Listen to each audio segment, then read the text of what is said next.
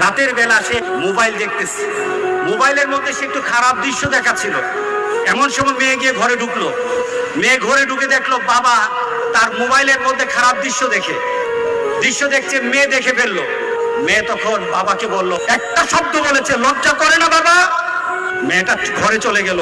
সেই বাবা যন্ত্রণায় ভুগতে আরম্ভ করলো, আরে আমার মেয়ে দেখে ফেললো, আমার মেয়ে কি কথাটা বলেছে, লজ্জা করে না বাবা?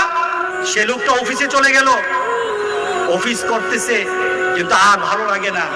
মেয়েটা কি বলেছে, লজ্জা লাগে না বাবা? কিন্তু মেয়েটার যন্ত্রণায় সে হার্ট ফিল করলো। মেয়েটা এরপরে মারা গেল।